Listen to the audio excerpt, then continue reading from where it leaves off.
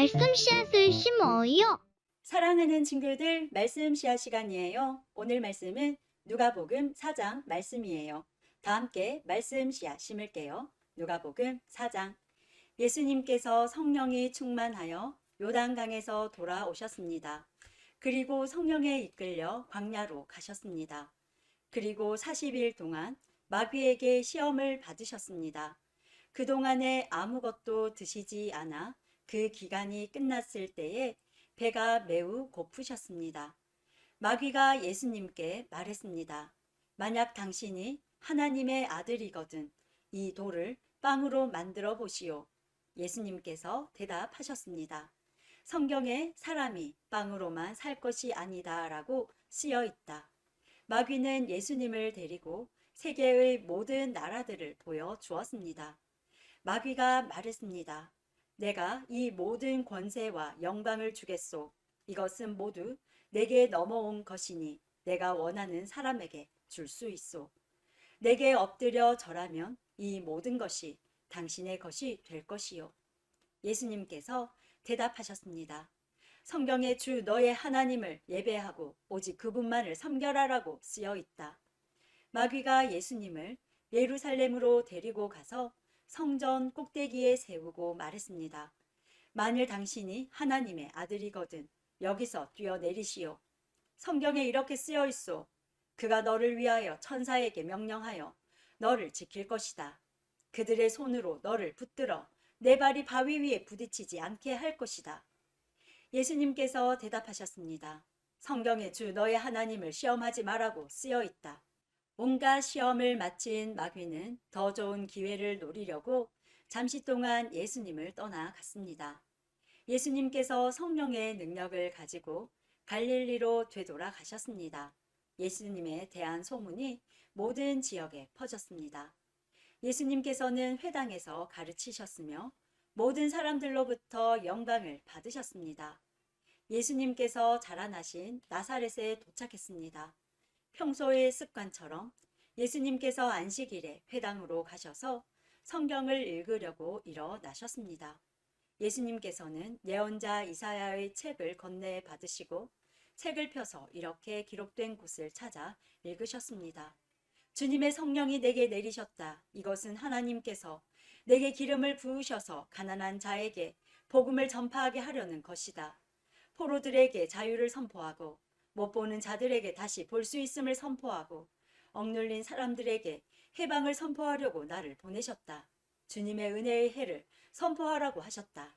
예수님께서 책을 덮으시고 시중드는 사람에게 되돌려 주신 후 자리에 앉으셨습니다. 회당에 있던 모든 사람들의 눈이 예수님께로 쏠렸습니다. 예수님께서 그들에게 말씀하기 시작하셨습니다.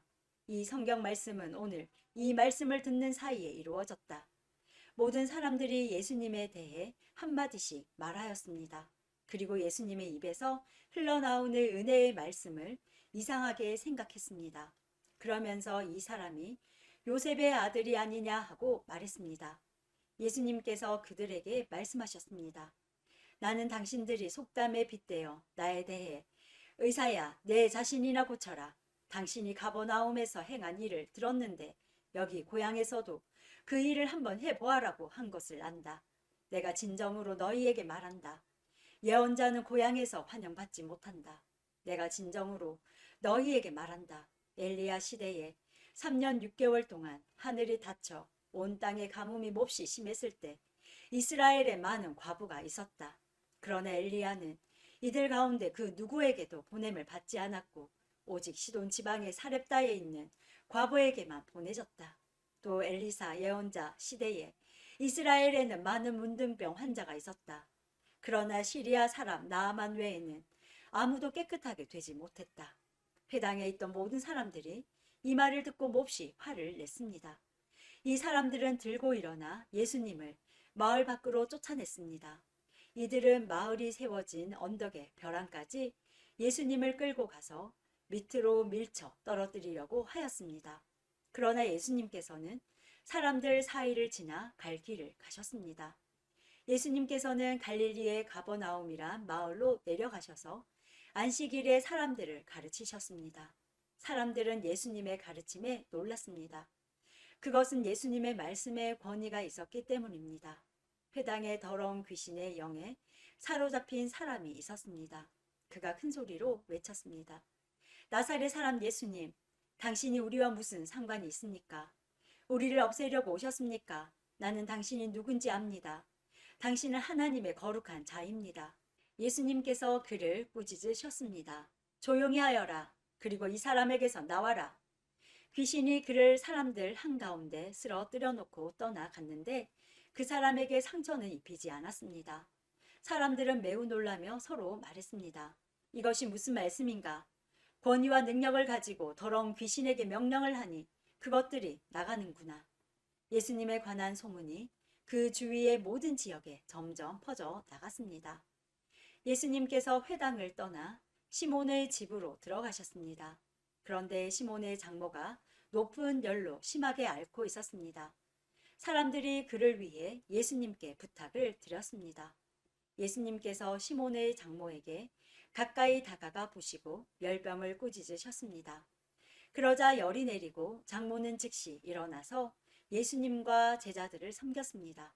해가 질 때 사람들은 여러 가지 병을 앓고 있는 사람들을 예수님께로 데리고 왔습니다. 예수님께서 그들 모두에게 손을 얹으시고 고쳐주셨습니다. 귀신들도 많은 사람에게서 떠나가며 소리를 질렀습니다. 당신은 하나님의 아들입니다.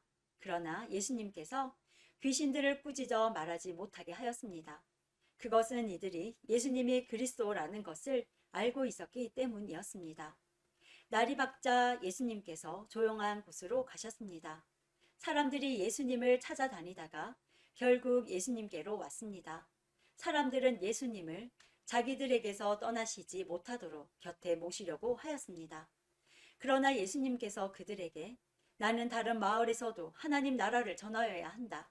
내가 이 목적으로 보내심을 받았다고 말씀하셨습니다. 예수님은 회당에서 복음을 선포하셨습니다. 오늘도 말씀 씨앗 모두 잘 심었어요. 우리 내일 또 만나요.